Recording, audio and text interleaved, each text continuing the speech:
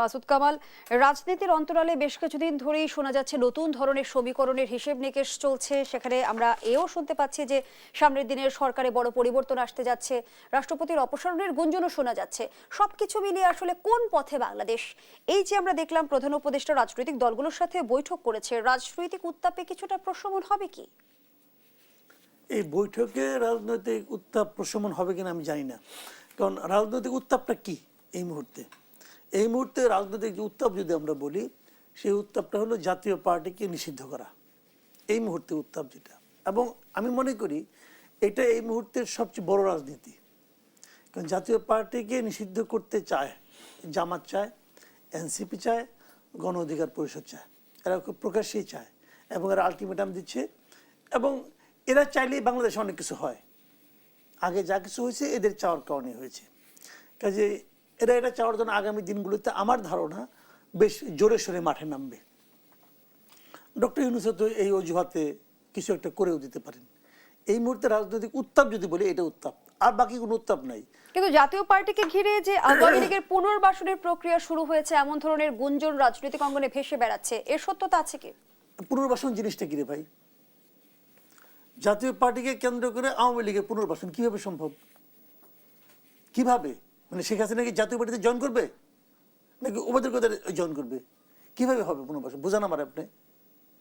বরঞ্চ আমি দেখতেছি জাতীয় পার্টি ভেঙে আরেকটা নিজেদের মতো গৃহপালিত জাতীয় পার্টি তৈরির একটা প্রচেষ্টা চলছে। ওই যে আনিসুল ইসলাম মাহমুদ, রুহুল আমিন হাওলাদার অথবা মুজিবুল হক চুন্নু, এদের নিয়ে আরেকটা জাতীয় পার্টি করার চেষ্টা করছে।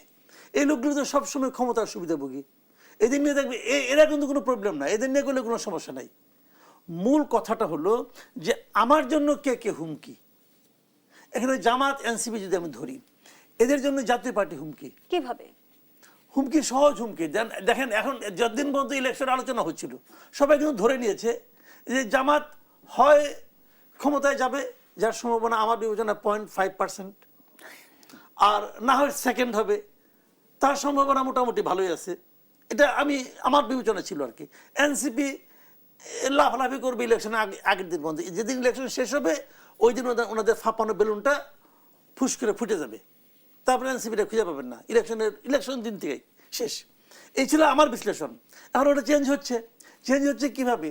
জামাত ওরা মনে করতেছে, কিন্তু আমি শুধু সিওরিটি দিচ্ছি না, মনে করতেছে যে এই ইলেকশনে তো নৌকা মার্কা নাই, তাহলে নৌকার ভোটগুলি কি হবে? কিছু লোক তো আছে যারা নৌকাকে ভোট দেয়। এখন তারা যদি সবাই জামাতকে ভোট দেয়, তাহলে জামাত এই ইলেকশন হয়ে যাবে, তারা কিন্তু ক্ষমতায় চলে আসবে। তারা যদি বিএনপিকে ভোট দেয়, তাহলে বিএনপি আরো মানে এককভাবে ক্ষমতায় আসবে। তারা যদি জামাতকে ভোট দেয়, জাতীয় পার্টিকে ভোট দেয়, তখন কি হবে? ওই ভোটগুলো যদি লাঙলে পড়ে, তো জামাত তো 3 নম্বর, ছাগলের 3 নম্বর বাচ্চা। তো এটা তো জামাত ভাই এখন এত তারা ক্ষমতা ভোগ করতেছে। দেখেন এখন এই মুহূর্তে কিন্তু জামাত, জাতীয় পার্টি, এনসিপি কেউ কিন্তু ক্ষমতা নাই। ক্ষমতা আছে ডক্টর ইউনূস, তাই না? বাট ভার্চুয়ালি আমরা দেশের চেহারাটা কি দেখছি?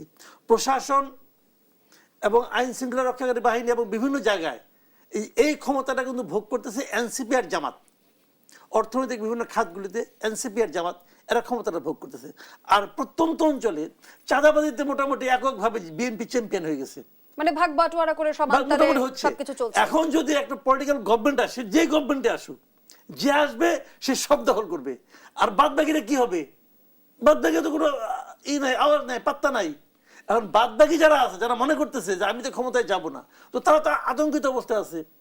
আরেকটা বিষয় আছে, সেটা আমি বলি। তাহলে কি রাজনৈতিক অপকর্ম চলতেই থাকবে, এর কোনো অবসান হবে না? এটা কেমন অবসান হবে? মানুষ চেঞ্জ করছেন। ধরেন দাদা হলেন একটা পার্টি প্রধান, যতক্ষণ পর্যন্ত উনি আছেন ততক্ষণ পর্যন্ত পার্টি ওনার মতো করে চলবে, ওনার মতো করে চলবে না। এটি তো স্বাভাবিক রে ভাই। যদি উনি না থাকে, যদি অন্য একজন ঢোকান, তো তার মতো করে চলবে। তাহলে গণঅভ্যুত্থান থেকে আমরা কোনো শিক্ষা নেইনি? নেব না, কোনো শিক্ষা নিছি, এতে কোনো কাজ হইল না।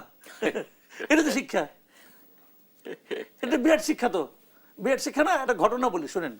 এই যে চট্টগ্রাম বলেন, ময়মনসিংহ বলেন, মারামারি এটা কার সঙ্গে হচ্ছে? স্টুডেন্টদের সঙ্গে মারামারি হচ্ছে গ্রামবাসীদের। কেন গ্রামবাসীরা স্টুডেন্টদেরকে পছন্দ করতেছে না কেন? এটাই শিক্ষা।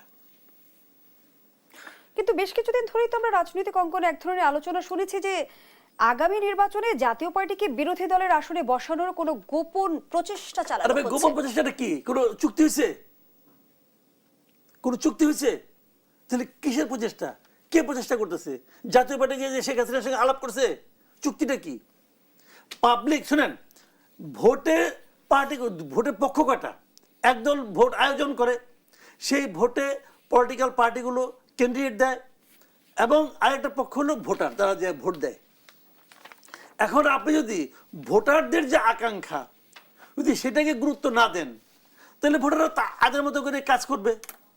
এখন আমি এই কথা বলে নিয়ে অনেকে বিপদে পড়ছে, অনেকে আমাকে বলে এই কথা আপনি কি কারণে বলেন। আমি বলেছিলাম যে এই দেশে কমপক্ষে 1 কোটি লোক আছে, কমপক্ষে, যারা জীবনে কোনোদিন নৌকা মার্কা ছাড়া অন্য কোনো মার্কায় ভোট দেয় নাই। এটা আমি বলছি ভাই, আমি এর দায়িত্ব। নৌকার ভোট কিন্তু অনেক বেশি, কিন্তু অনেক ভোট আছে যারা নাকি ফ্ল্যাকচুয়েট করে, আজকে এখানে দেয়, কালকে ওখানে দেয়, আজকে নৌকায় দেয়, পরের দিন ধানের শীষে দেয়, বিভিন্ন পার্টিতে দেয়। 24শে গণঅভ্যুত্থানের পরেও তারা নৌকা মার্কায় ভোট দিতে চাইবে?